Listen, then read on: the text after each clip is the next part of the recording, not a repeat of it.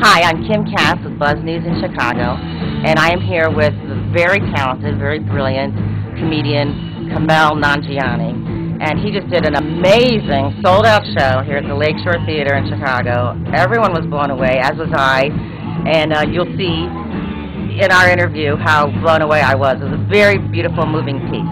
And now he's going to do one of our postcards from the road, from the Lakeshore Theater, and to all his very loyal fans all around the world.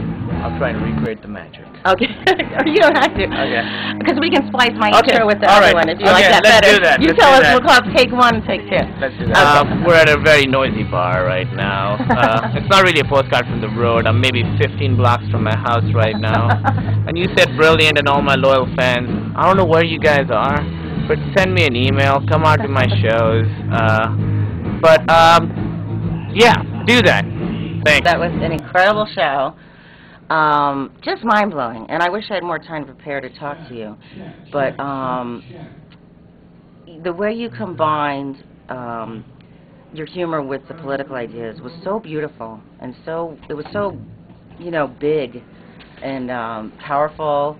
It was more than comedy, is what I'm saying. It was drama and comedy, which is super hard, and it was very inspiring, even with the guitars rolling in the background. Whenever I talk, I have a now you have to band talk with to me. this music. Yeah, this is my people, though. The dance This is my segment. backing band, yeah.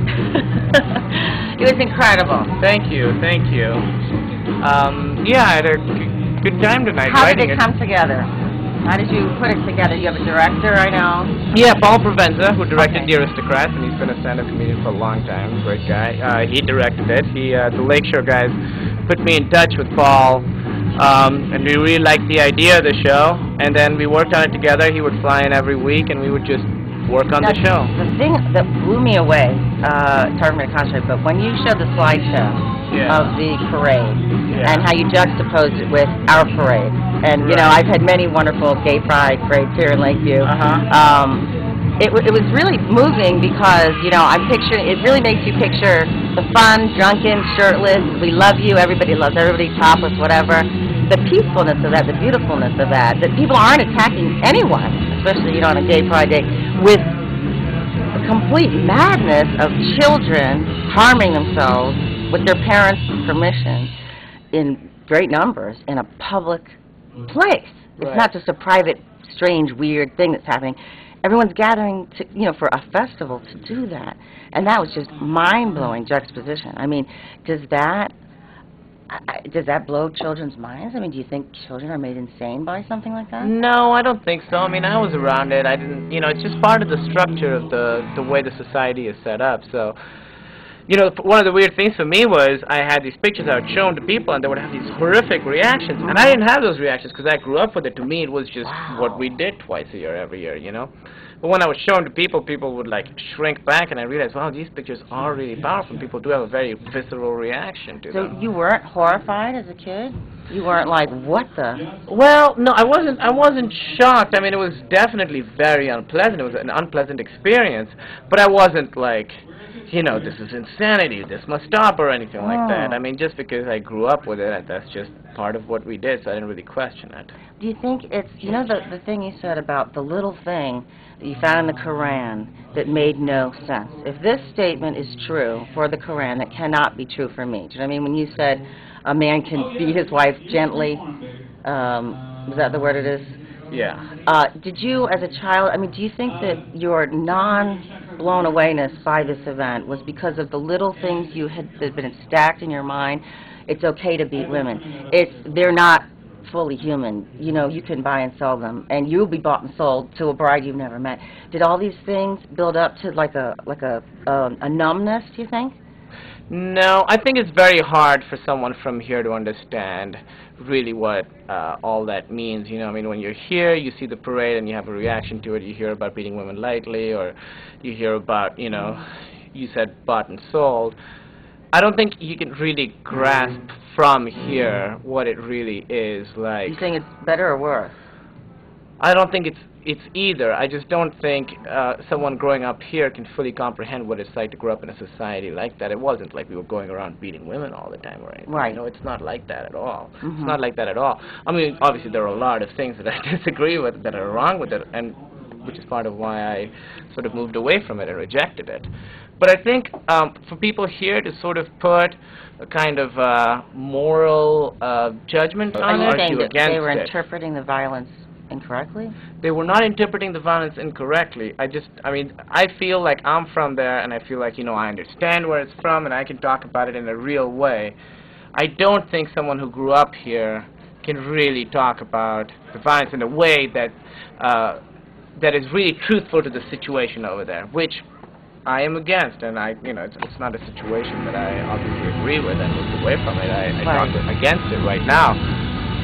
But it's, you know, it's hard to collapse it to something like, well, they're all evil to women over there, you know. No. I don't think anyone's collapsing that. What I'm saying is,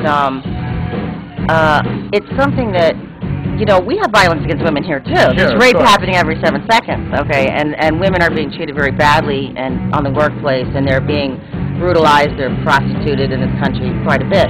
But over there, I guess what I'm saying is, my father was a doctor too. So I grew up in an upper middle-class Jewish family in Miami, Florida. Kind of a dream world of Iowa. You know, what must have seemed to you when you arrived here, like swimming pools, happy family, everything cool. My father became disabled, unfortunately, but for a while it was that dream, you know. And I would never have experienced seeing anyone cut with blood running down the face, even a single person, ever, just even in a car accident, in a little bubble world.